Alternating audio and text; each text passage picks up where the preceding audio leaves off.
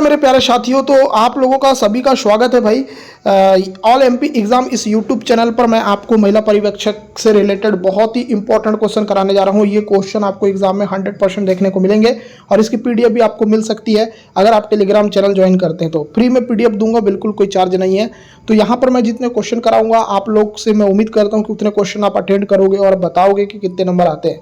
बहुत ही बेहतरीन क्लास पूरे यूट्यूब में आपको नहीं मिलेगी। पहला ही क्वेश्चन, निम्न में से किसकी भूमिका पूर्व बाल्य अवस्था में बालक के संवेगात्मक विकास हेतु सर्वाधिक महत्वपूर्ण है? अभी किसकी भूमिका है सबसे ज़्यादा इंपॉर्टेंट, तो ये आपको बताना है। बाल्यावस्था में बालक के संवेगात्मक विकास हेतु सर्वाधिक महत्वपूर्ण भूमिका किसकी है? तो ये संगी साथियों की है। सॉरी, संगी साथियों ने माता पिता की। देखो, माता पिता की जो भूमिका होती है वो बहुत इंपॉर्टेंट होती है ना। पहले क्वेश्चन का डी आंसर आएगा, क्योंकि बचपन में माता पिता जो भी चीज़ें बच्चे को सिखाएंगे वही चीज़ें वो जब बड़ा होगा तो उसको अप्लाई करेगा अपनी लाइफ में। तो यहाँ पर डी आंसर आएगा। ठीक है, चलिए नेक्स्ट क्वेश्चन। पद संवेगात्मक क्रांति किस अवस्था से जुड़ा है? बहुत ही अच्छा क्वेश्चन है। ये क्वेश्चन आपको डायरेक्ट एग्जाम में देखने को मिलेगा। तो मैंने आपको बोला था संवेगात्मक क्रांति किशोर अवस्था, इसका राइट आंसर आएगा। नेक्स्ट क्वेश्चन, क्वेश्चन नंबर 3, निम्नलिखित में से कौन सा कारक बच्चे के संवेगात्मक विकास को सबसे कम प्रभावित करने वाला है? देखो, कम प्रभावित करने वाला है।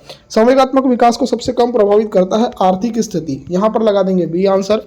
नेक्स्ट क्वेश्चन, क्वेश्चन नंबर 4 ध्यान से देखिए। अधिगमकर्ता में बढ़ते हुए क्रोध को रोकने के लिए अध्यापक को क्या करना चाहिए? अधिगमकर्ता में बढ़ते हुए क्रोध को रोकने के लिए अध्यापक को क्या करना चाहिए? मान लो आप सीख रहे हो किसी चीज को, आप सीखने वाले स्टूडेंट हो और आपके अंदर कोई क्रोध बढ़ रहा है, उसको रोकने के लिए अध्यापक को क्या करना चाहिए? इसका आंसर आ जाएगा, बालक के दिन प्रतिदिन के मामलों में कोई हस्तक्षेप ना करे। देखो, ज्यादा किसी के मामलों में टांग अड़ाते हो ना आप, तो वो जो है आपसे नफरत करने लगता है और आपको नहीं करना चाहिए। किसी भी जब कोई लर्निंग कर रहा है तो उसके दिन प्रतिदिन के कार्य में इंटरफेयर, हस्तक्षेप नहीं करना चाहिए। ठीक है, याद रखिए। क्वेश्चन नंबर 4 का बी आंसर आएगा।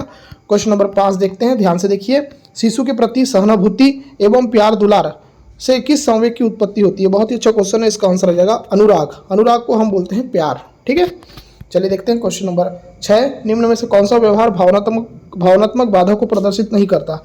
बाल अपराध, कमजोरों को डराने वाला, भगोड़ापन, स्वालीनता। इसका जो आंसर आ जाएगा वो आ जाएगा भगोड़ापन। भगोड़ापन जो है भावनात्मक बाधा को प्रदर्शित नहीं करता। नेक्स्ट क्वेश्चन देखते हैं, क्वेश्चन नंबर 7वां, स्पिनोजा ने संवेग को कितने प्रकार में बांटा है? देखो, स्पिनोजा ने संवेग को कितने प्रकार में बांटा है? क्वेश्चन नंबर 7 का आंसर आ जाएगा बी आंसर। तीन प्रकारों में बांटा है। क्वेश्चन नंबर 8 देखिए ध्यान से। इनमें से कौन सी प्रकृति भावनात्मक विकास के संबंध में सही नहीं है? भावनात्मक विकास जो है उसके संबंध में कौन सी प्रकृति सही नहीं है? क्वेश्चन नंबर 8 आपसे पूछा जा रहा है। तो इसका आंसर आ जाएगा, भावनाएं शारीरिक विकास से असंबंध होती है। ये जो है भावनात्मक विकास के संबंध में सही नहीं है। क्वेश्चन नंबर 9 देखो। मैकडूगल के अनुसार मूल प्रवृत्ति जिज्ञासा का संबंध कौन से संवेग से है? देखो, मैकडूगल के अनुसार मूल प्रवृत्ति जो है जिज्ञासा, उसका संबंध कौन से संवेग से है? तो इसका आंसर आ जाएगा आश्चर्य से, सी आंसर आएगा। बात करते हैं 10वें क्वेश्चन की। संवेगात्मक रूप से अभिप्रेरित बच्चों की मुख्य विशेषता कौन सी है? देखो, संवेगात्मक रूप से जो अभिप्रेरित बच्चे रहते हैं उनकी मुख्य विशेषता आपको बताना है। इसका आंसर आ जाएगा उनका अति प्रक्रियात्मक स्वभाव, है ना। प्रक्रियात्मक स्वभाव जो है वो संवेगात्मक रूप से अभिप्रेरित बच्चों की मुख्य विशेषता होती है। नेक्स्ट क्वेश्चन 11वां, परीक्षा में तनाव निष्पत्ति को प्रभावित करता है। यह तथ्य निम्नलिखित में से किस प्रकार के संबंध को स्पष्ट करता है? देखो, परीक्षा में जो तनाव होता है निष्पत्ति को प्रभावित करता है ना। तो यह तथ्य निम्नलिखित में से किस प्रकार के संबंध को स्पष्ट करता है? तो ये करता है आपके संज्ञान भावना को। यहाँ पर आपका आंसर आएगा ए आंसर। बढ़ेंगे नेक्स्ट क्वेश्चन की तरफ। क्वेश्चन नंबर 12, जब बच्चों की दादी उसे उसकी माँ की गोद से लेती है तो बच्चा रोने लगता है। बच्चा डैश के कारण रोता है, तो इसको किसकी वजह से रोता है? तो ये वियोग दुश्चिंता होती है, वियोग दुश्चिंता। ठीक है, चलिए देखते हैं नेक्स्ट क्वेश्चन। क्वेश्चन नंबर 13, खेल के माध्यम से बालक अपने संवेगों को नियंत्रण करना सीख जाता है, तो यह विकास निम्न में से कौन सा है? तो बहुत ही अच्छा क्वेश्चन है। इस क्वेश्चन की बात करें तो इसको बोलते हैं संवेगात्मक विकास। नेक्स्ट क्वेश्चन आपकी स्क्रीन पर, क्वेश्चन नंबर 14, निम्नलिखित में से कौन सी परिस्थिति में बच्चे का संवेगात्मक और सामाजिक विकास अच्छे से होगा? देखो, कौन सी ऐसी परिस्थिति है जिसमें बच्चे का जो संवेगात्मक विकास होगा और सामाजिक विकास जो हो अच्छे से होगा? तो इस क्वेश्चन का आपको आंसर बताना है। बहुत ही अच्छा क्वेश्चन है। क्वेश्चन नंबर 14 की बात कर रहे हैं हम लोग। तो 14 की बात करें तो 14 का आंसर आ जाएगा ए आंसर।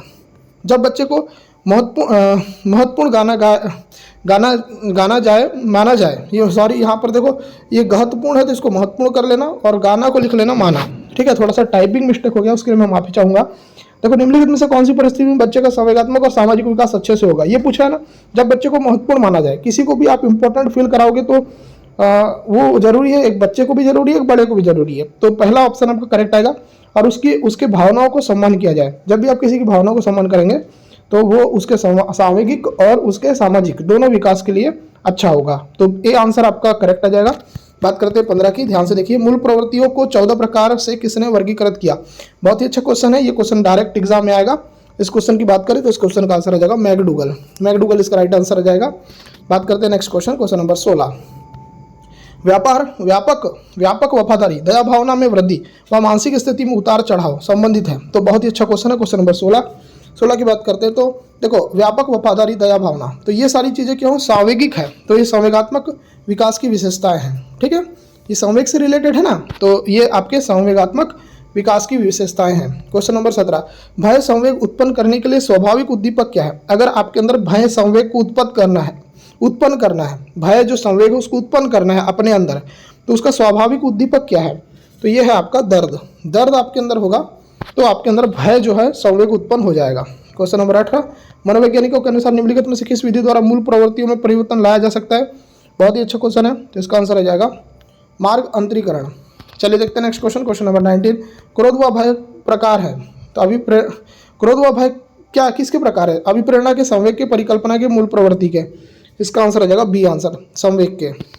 चलिए देखते हैं नेक्स्ट क्वेश्चन 20। मैकडूगल के अनुसार प्रत्येक मूल प्रवृत्ति से संबंध होता है, तो बहुत ही अच्छा क्वेश्चन है, इसका आंसर आ जाएगा संवेग। Next question, question number 21। संवेग व्यक्ति की उत्तेजित दशा, यह कथन किसने कहा था। ये क्वेश्चन एग्जाम में डायरेक्ट उठेगा, इसका आंसर आ जाएगा वुडवर्थ ने कहा था। चलिए देखते हैं नेक्स्ट क्वेश्चन 22। संवेगात्मक विकास को प्रभावित करने वाला कारक कौन सा है। संवेगात्मक विकास को प्रभावित करने वाला कारक कौन सा है, क्वेश्चन नंबर 22 का आंसर आ जाएगा, देखो शारीरिक स्वास्थ्य भी है, मानसिक योग्यता भी है, थकान भी है, तीनों है, तो इसका आंसर आ जाएगा डी आंसर। चलिए नेक्स्ट क्वेश्चन 23। सृजनशीलता के पोषण के लिए एक अध्यापक को निम्न में से किस विधि की सहायता लेना चाहिए। देखो सृजनशीलता का अगर आपको पोषण करना है, सृजनशीलता का मतलब क्या होता है, क्रिएटिविटी, इसका क्या करना है, पोषण करना है। पोषण मतलब इसका डेवलपमेंट करना है। तो अगर किसी बच्चे के अंदर सृजनशीलता का डेवलपमेंट करना है तो एक अध्यापक को किस विधि की सहायता लेना चाहिए। बहुत ही अच्छा क्वेश्चन है, क्वेश्चन नंबर 23। इसका आंसर आ जाएगा ब्रेन स्टॉर्मिंग विचार कोश। ये ब्रेन स्टॉर्मिंग इसका पूरा नाम है। ठीक है, चलिए 24। बच्चे तब सर्वाधिक सृजनशील होते हैं जब वे किसी गतिविधि में भाग लेते हैं, शिक्षक की डांट से बचने के लिए, दूसरे के सामने अच्छा करने के दबाव में आकर, अपनी रुचि से, ये रुचि है, ठीक है, अपनी रुचि से पुरस्कार के लिए, तो अपनी रुचि इसका करेक्ट आंसर आएगा। देखो सृजनशील आप जब होगे, जब क्या होगा, जब आप अपने इंटरेस्ट से उस गतिविधि में भाग लोगे। 25 देखते हैं। शिक्षक बच्चों को सृजनात्मक विचारों के लिए प्रोत्साहित कर सकता है। कैसे कर सकता है, उन्हें बहुविकल्पी प्रश्न देकर, समस्या समाधान आधारित प्रश्न पूछकर, उन्हें उत्तर कंठस्थ करने के लिए कहकर, उनसे प्रत्यय स्मरण आधारित प्रश्न पूछकर। देखो बहुत ही अच्छा क्वेश्चन है, शिक्षक जो है बच्चों को सृजनात्मक विचारों के लिए प्रोत्साहित कर सकता है। कैसे कर सकता है, इसका आंसर आ जाएगा समस्या समाधान आधारित प्रश्न पूछकर। कभी भी आप समस्या समाधान आधारित प्रश्न पूछेंगे तो बच्चे के अंदर सृजनात्मक विचारों का प्रोत्साहन मिलेगा। तो मैं आपको बता देता हूँ, देखो स और स ऐसे याद रख लेना, सृजनात्मकता, समस्या, ठीक है, स और स। 26। 2 से 3 वर्ष की आयु के मध्य के बच्चे की भाषाई विकास दर बढ़ता है, लगभग कितना से कितना बढ़ता है। तो अच्छा क्वेश्चन है, इसका आंसर आ जाएगा 2 से लेकर 10 तक। Next question 27। ध्यान से देखिए, दूसरे वर्ष में अंत तक शिशु का शब्द भंडार कितना हो जाता है। इस क्वेश्चन का आंसर आ जाएगा 100 शब्द। ठीक है, चलिए अब देखते हैं 28।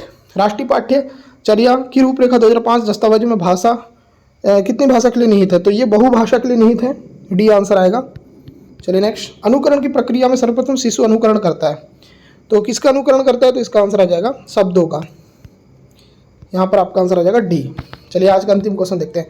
सामान्य बुद्धि बालक प्राय किस अवस्था में बोलना सीख जाते हैं। बहुत ही अच्छा क्वेश्चन है, 30 का आंसर आ जाएगा सी, 34 माह। तो सारे के सारे क्वेश्चन मैंने आपको करा दिया है। अब यहाँ से आप बताइए कि आपके कितने नंबर आए, कमेंट करके बताइए, और चैनल आप लोग सब्सक्राइब कर लीजिए। धन्यवाद इस वीडियो को देखने के लिए, आपका दिन शुभ हो।